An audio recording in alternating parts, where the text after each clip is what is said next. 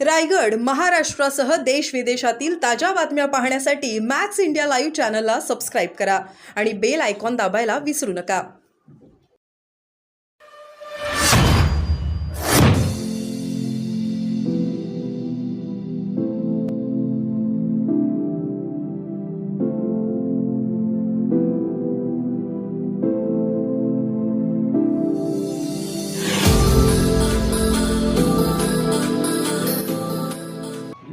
आणि काय जी कामं आपल्याकडनं झालेली नाही ती पूर्ण करून घेण्यासाठी काय आपला प्रयत्न? मला असं वाटतं का नाशिकच्या विकासाच्या दृष्टीने अतिशय हा 5 वर्षाचा काळ खूपच विकासाच्या दृष्टीने अतिशय महत्त्वाचा आहे. मग त्यामध्ये सुरत चेन्नई रस्ता असेल, नाशिक पुण्याची रेल्वे लाईन असेल, त्यानंतर नाशिकची मेट्रो असेल, त्यानंतर नाशिकचा रिंग रोड असेल, त्यानंतर कसारा घाटामधले जे काही हर्डल आहे सगळ्यात मोठं सेंट्रल रेल्वेचं, तर त्यामध्ये नवीन जी काही 4थी आणि 5वी लाईन आहे ती बनवण्याच्या वेळेस जो काही टनल मोठं करून आणि जो काही आज बँकर लावावं लागतं, मला असं वाटतं का जी काही आपलं स्वप्न आहे लोकल सुरू होण्याचं हा विषय असेल, नंतर दिल्ली मुंबई इंडस्ट्रियल कॉरिडॉर असेल, म्हणजे जी काही कनेक्टिव्हिटी, रोड इन्फ्रास्ट्रक्चर आणि इंडस्ट्रियल डेव्हलपमेंट या ज्या काही गोष्टी आहेत त्या निश्चित आपल्या नाशिकला येणाऱ्या या 5 वर्षांनी आणि सगळ्यात महत्त्वाचं सिंहस्थ कुंभमेळा आणि या सिंहस्थ कुंभमेळ्याच्या आधारावरती जो काही आराखडा तयार केला जाईल, मला असं वाटतं का सिंहस्थ कुंभमेळा आपल्या नाशिकला वरदान ठरलेलं आहे. निश्चित या काळामध्ये जर त्यांनी चांगलं लक्ष घातलं तर मला असं वाटतं का चांगल्या प्रमाणामध्ये नाशिकचं रोड इन्फ्रास्ट्रक्चर त्या ठिकाणी डेव्हलप होईल. कनेक्टिव्हिटीच्या संदर्भामध्ये तर एअर कनेक्टिव्हिटी आता आपल्याला सुरू झालेली आहे, ती अधिक अजून शहराला कशी जोडता येईल असं वाटतं तो एक महत्त्वाचा मुद्दा अधिक शहरांना जोडता येईल त्यासाठी प्रयत्न गेले पाहिजे. आपण त्यानंतर दिल्ली मुंबई इंडस्ट्रियल कॉरिडॉर जो काही नदी जोड प्रकल्प आहे आपलं, जे आज आपण दुष्काळ बघतोय काही प्रमाणामध्ये, आणि मग जे उल्हास बेसिन असेल किंवा वैतरणा बेसिन असेल तिथं त्या भागातून जे शासनाने अहवाल तयार केलेला आहे का जवळजवळ त्यापैकी जवळजवळ 63 TMC पाणी आपण हे पश्चिम वाहिन्यांचं इकडे वळू शकतो आणि तसा रिपोर्ट देखील त्या ठिकाणी केलेला आहे. निश्चित ते जर पाणी वळवण्यात आलं तर सिन्नरसारखा दुष्काळी भाग असेल त्याच्यावरती कॉन्सन्ट्रेशन करणं गरज तो शेवटच्या टप्प्यामध्ये, आणि तो निश्चित जर आपण त्यावरती त्यांनी जर लक्ष घातलं तर आपल्याला 1-1.5 वर्षामध्ये ते काम सुरू होईल आणि आपल्या सिन्नरचा दुष्काळ जो आहे तो कायमस्वरूपी जवळ 70 ते 80% हा सुजलम सुफलाम त्या ठिकाणी होणार. दिल्ली मुंबई इंडस्ट्रियल कॉरिडॉर आहे DMIC, ती फर्स्ट फेजमध्ये संभाजीनगरला झाली, सेकंड फेजमध्ये आपण ती नाशिकला व्हावी यासाठी प्रयत्न करत होतो, तो देखील शेवटच्या टप्प्यात आहे. IT पार्क जे आपल्या सगळ्यांचंच आपले नाशिकचं टॅलेंट इतर ठिकाणी जातं, तर ते IT पार्कसाठी देखील आरक्षण केलेलं आहे. राजूर बहुल्याला 50 एकर जागा आरक्षित केलेली. तर आपल्याला त्याच संदर्भामध्ये ज्या काही कंपन्या आहेत ITच्या कंपन्या त्यांना इथं कशा त्या प्रस्थापित होतील आणि आपलंच टॅलेंट आपल्याला इथं कसं वापरता येईल त्यासाठी प्रयत्न केले गेले पाहिजे. नाशिकच्या विकास पूर्ण राज्यभरामध्ये बघितलं तर काही प्रमाणामध्ये शेतकऱ्यांच्या धोरणासंदर्भामध्ये काही नाराजीचा विषय निश्चित होता आणि त्याची अनुभूती या निवडणुकीमध्ये निश्चित आली असं मला वाटतं. गणितांचं नाव चर्चेत होतं आणि त्या काळामध्ये माघार घेऊनही अनेक काळ उलटला होता. यामध्ये तुमचे सहकारी असलेले अनेक लोकांची नावं पुढे आली. ही नावं पुढे आली नसती जर ते नाव लवकर जाहीर झालं असतं तर त्याचा कसा बेनिफिट झाला असता? स्वतः निश्चित ज्या वेळेस निवडणुका लागल्या भाजपनं त्यांची जवळजवळ 22 उमेदवारांची यादी त्या ठिकाणी जाहीर केली. कदाचित तीच यादी त्याच वेळेस आपल्या पक्षाने केली असती तर निश्चित त्याचा फायदा त्या ठिकाणी अधिक प्रमाणामध्ये त्या ठिकाणी निश्चित झाला असता. तो उशीर केल्या कारणानं, इतर स्पर्धक आल्या कारणानं उमेदवार इनडायरेक्टली डॅमेज होत होता आणि महाविकास आघाडीच्या उमेदवाराला जवळजवळ 35 ते 37 दिवस अगोदर उमेदवारी जाहीर झाल्या कारणानं आणि त्यांच्या विरोधात इतर उमेदवारांची नावं आल्या कारणानं अनेक लोक त्यांना अटॅच झाले आणि मग अटॅच झाल्यानंतर ती लोक काही पुन्हा ती महायुतीसोबत आली नाही. म्हणून मला असं वाटतं का त्याचं देखील काही प्रमाणामध्ये या ठिकाणी मतदान झालं.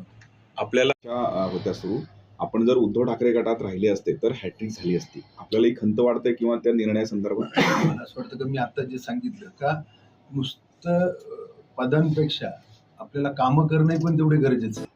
कारण जनता ही निवडून देते ते कामं करण्यासाठी. मला असं वाटतं का काही प्रमाणामध्ये आमच्या म्हणजे ठीक आहे निवडणुका येतात, जय पराजय होत असतो, परंतु आपण खऱ्या अर्थानं लोक म्हणजे विकास कामं याच मुद्द्यावरती तर खऱ्या निवडणुका लढवल्या जातात. आणि म्हणून मला असं वाटतं का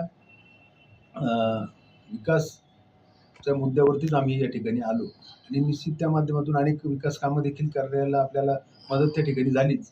आज सारथीसारखं कार्यालय, सारथीसारखं त्याचं 159 कोटी रुपयाचं काम पण त्या ठिकाणी सुरू झालं. सिपेट सारखी संस्था आहे, म्हणजे अशा अनेक विकास कामांना चालना त्या ठिकाणी मिळाली. आपण एक अखेरचं प्रश्न निकाल लागलाय या सगळ्या याच्यावर काय आपली प्रतिक्रिया? मला असं वाटतं का निश्चित नाशिक लोकसभेबद्दल जर बोलायचं ठरलं खऱ्या अर्थानं उमेदवारी उशिरा दिल्याच्या काही प्रमाणामध्ये त्याचा इम्पॅक्ट या ठिकाणी निश्चित लक्षात आला. त्याचबरोबर या दरम्यान ज्यावेळेस समजा आपण विद्यमान असताना इतर अनेक स्पर्धकांचे नावं त्या पुढे यायची आणि म्हणून मला असं वाटतं का निश्चित त्या काळामध्ये ज्या त्या पक्षाला निश्चित अधिकार होता ज्यांनी उमेदवारी मागण्याचा, परंतु त्यामध्ये विलंब म्हणजे वेळ लागल्याचा फटका आपल्याला त्या ठिकाणी निश्चित बसला असं मला वाटतं. काही प्रमाणात चर्चा आहे की काही लोकांकडनं काम झालेलं नाहीये, त्या संदर्भात आपण काही रिव्ह्यू घेतलाय किंवा अशा पद्धतीचे काही रिपोर्ट मुख्यमंत्र्यांना कळवणार आहात? नाही, मला असं वाटतं का या संदर्भामध्ये अनेक तुम्ही जसं सांगितलं की भाजपच्या सर्वच पदाधिकाऱ्यांनी त्या ठिकाणी प्रामाणिकपणे काम केलं. महाराष्ट्र नवनिर्माण सेनेच्या पदाधिकाऱ्यांनी काम केलं. त्यानंतर RPI असेल, आमची शिवसेना असेल, त्यानंतर काही राष्ट्रवादीच्या काही पदाधिकाऱ्यांनी काम केलं आणि कोणी केलं नाही हे सर्व जनतेला माहिती आहे. परंतु खऱ्या अर्थानं उमेदवारी उशिरा जाहीर झाल्या कारणाने त्याचा खूप मोठा फटका या ठिकाणी. तुमचं काम भुजबळांनी केलं? मला असं वाटतं का कोणी केलं आणि कोणी केलं नाही हे सर्व जनतेला माहिती. आता आगामी काळात कुठलं किंवा काय पुढची भूमिका असणार आहे? मला असं वाटतं का निवडणुकामध्ये जय पराजय हा असतोच, परंतु आम्ही सर्वच शिवसैनिक खचून न जाता पुन्हा एकदा नव्या उमेदवारांनी निश्चित या ठिकाणी काम करू. कालपासून काही मुख्यमंत्री किंवा वरिष्ठांची काही बोलणं झालं का? ते बोलणं झालं काही वरिष्ठ नेत्यांची, त्यांनी त्या संदर्भामध्ये पक्ष आपल्या सोबत आहे, आपण खचून जाऊ नये, आपण पुन्हा एकदा कामाला लागावं अशा प्रकारच्या सूचना त्यांनी केल्या. आपण एक अखेरचं मुख्यमंत्र्यांसोबत काही बोलणं झालं काय? या संदर्भामध्ये त्यांनी आता 2-3 दिवसात ते आता ती कदाचित ही सगळी वरती सरकार गठीत झाल्यानंतर ते सर्वांना बोलवणार. आपण खूप महत्त्वाचं महाराष्ट्रामध्ये आता ठरलेलं आहे, नाशिक असेल, दिंडोरी असेल किंवा पश्चिम महाराष्ट्रातला काही पट्टा असेल, कांद्याच्या इफेक्टमुळे आपल्या महायुतीचे काही कॅन्डिडेट पडलेत असं आपल्याला वैयक्तिक वाटतंय?